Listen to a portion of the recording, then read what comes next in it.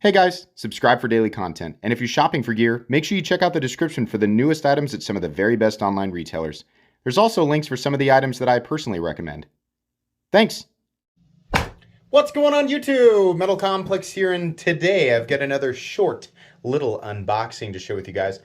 I'm not sure what's in here, but it's from my buddy Joe, who has sent many awesome things to the channel in the past, so I'm sure this will be interesting. Thank you so much to Joe for lending this to me for review. This will, of course, go back to Joe when I'm done. Thanks to my patrons for supporting me, and please make sure to follow me on Instagram at metal_complex. If it is something I can link, I will link it down in the description. Something tells me it is not something that I can link. This might be one of those like, hey, look at this. This is wild, right? But it's not available, which happens a lot on this channel if you're new. Let's go. I don't know why I'm laughing. It's not really that funny. Let's go ahead and open this up and see what we've got in here. Definitely, curiosity's piqued. Even though, you know, you guys tell me, they're like, if you unbox knives every single day, is it really like, is it still that interesting? Yes, it is. Okay, we got a note here. I love notes. Thank you. Hey, MC. Ah, yes. I knew. I had a feeling. I was like, is this who's sending that? Awesome. Feel free to carry and use it. The steel on this one is S90V, and the inlays are aluminum. Interesting. Okay, enjoy. Let's check it out. Oh, yes. Awesome. Come on there, big boy. Those are bubbles. Let's go ahead and get into the actual knife, which is a Sharp by Design. Some people are like, yay, and some people are like, ah, it's one of those it's not that you can't get. You gotta follow Sharp by Design. Brian Nadeau, you have to follow them on Instagram. For those of you who feel like every time you show one of these, I find out that you can't get them. You need to follow Brian Nadeau so that you know when the next production run of whatever is coming out. He makes custom knives himself in the United States. A lot of people think everything he does is a Riot collab or a collab through somebody. No, he does make his own customs. Those are the ones that are multiple thousands of dollars, like the Arch Nemesis, right? Those are the ones that are nearly impossible to get. But he does production collaborations that are much less expensive and easier to get if you are paying attention. And he does that for this exact reason, because his customs are so difficult to get your hands on. So if you don't have an Instagram, make an Instagram for Brian. You don't have to, but I'm just saying, like, if you like these knives, I own 3 from Sharp by Design, all worth it. So this... Okay, shut up. It's 2.5 minutes in. This is the new Apex. Ah, gorgeous. So the reason you might be wondering, like, why the aluminum inlays? Well, because the red is not on the titanium anode spectrum. At least it is a very nearly impossible to achieve color. So when we do aluminum, you can definitely get red. So for people who want this color, this is really, really cool. I think it's awesome. We have that very easy to spot sort of Sharp by Design aesthetic. Yeah, beautiful. It flips just like my Evo Typhoon and Mini Tempest. Absolutely beautiful. These have, I am almost certain, it has the same lipped detent. That's why... Yep, there it is right there. It's that same thing. It's not a ceramic detent ball. It's different. That's why these things feel so crispy when you flip them. That is beautiful. Oh, God, the ergos. It's just hand-melting. And we have this wonderful... Sharp by Design makes the best pocket clips in the world. Definitely. Some of the best designs in the world, but the best pocket clips, because you get to enjoy the aesthetic and the ergonomics of the knife without having some big, stupid, pointy... goose build idiotic thing jamming into your palm while you're trying to use it, right? So this is beautiful, nice milled titanium clip, polished. Oh, he's been carrying it. Oh, there we go. Nice. S90V, huh? Interesting. Okay, usually they do M390 or Damasteel. Nice. You can absolutely use that fuller to reverse flick it. This is just a gorgeous knife. Very easy to disengage, no double clutch, super smooth. The flipper tab is a little less. Let me show you some other Sharp by Design knives that I have in my collection so that we can take a look.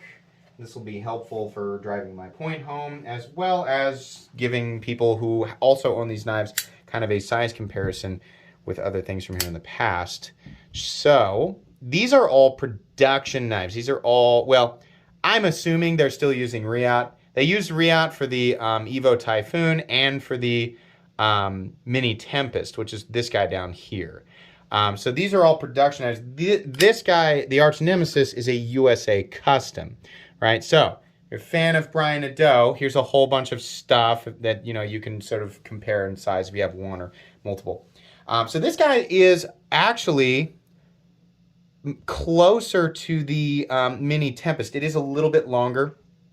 It's a little bit shorter than the Evo Typhoon, but has very similar handle space. Maybe a 1/4 of an inch difference, maybe a 1/3 of an inch difference in handle space. There's definitely a good 1/2 an inch less in blade.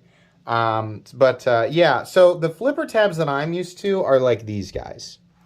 I think Nick Shabazz puts it, he describes it best. He says it's like a boot heel flipper tab. Some people love them, some people hate them. I love them, but we clearly have a different flipper tab on this guy. The Mini Tempest doesn't have one because it's a front flipper. But this guy has a little bit, it's still kind of that shape, but it's just not, you can see it's less pronounced, less pointy. No less perfect in terms of just the transition from like the energy that you're transferring into you're overcoming what is serving as the detent. Very good. Doesn't feel like you're not quite there and then the blade's releasing. No, it feels like it's really, you get that satisfying snap. Real nice.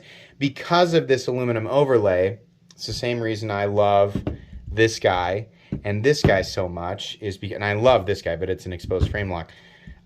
These overlays make it so that no matter where you are putting your fingers, well, for the most part, you're much more likely to put it on aluminum to brace than you are the exposed frame lock, which if you pushed really hard on that, it's going to make it harder to flip. Because Brian Nadeau thinks of stuff like this, we don't have to deal with it. I'm going to guess that this is fairly lightweight as well. I'm actually interested to see how it stacks up against these guys. Mainly these two here. All right. So the weight on the Apex is 3.74. Weight on this guy, 4.27. Weight on the Mini Temp is 3.39. It is very close to the same weight as the Mini Tempest. So we have 3.74 ounces for, what's the blade length? Look at him coming in. Oh, coming in hot, man. 3.6 inches of blade. Are you serious?